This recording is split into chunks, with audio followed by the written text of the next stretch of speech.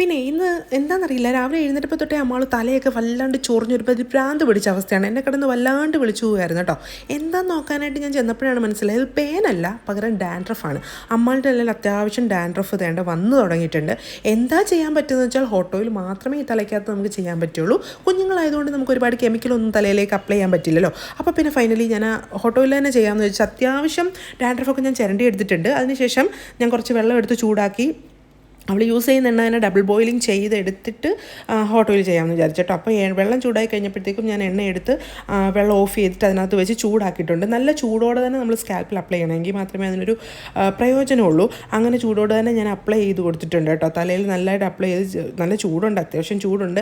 എങ്കിലും ഡാൻഡ്രഫ് പോകണം എന്നുണ്ടെങ്കിൽ അത്യാവശ്യം ചൂടോടെ തന്നെ നമ്മൾ ചെയ്യണം. എന്നിട്ട് കുറച്ച് നേരം നമ്മൾ മസാജ് ചെയ്യണം. പക്ഷേ ഒരുപാട് സ്ട്രോങ് മസാജ് കൊടുക്കാൻ പാടില്ല.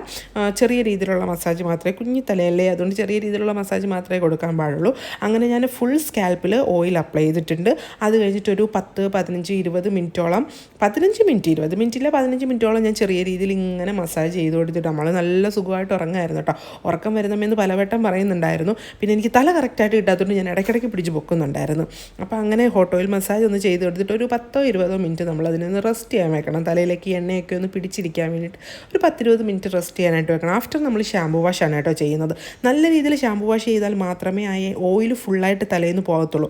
ഓയിൽ ഇരുന്ന് കഴിഞ്ഞാൽ വീണ്ടും നമുക്ക് ഡാൻഡ്രഫ് ഉണ്ടാകാനുള്ള സാധ്യതയുണ്ട്. അതുകൊണ്ട് കംപ്ലീറ്റ് ആയിട്ട് ഓയിൽ പോകാനും ഡീപ്പ് ഷാമ്പു ക്ലിൻസിങ് തന്നെ നമ്മൾ ചെയ്യണം.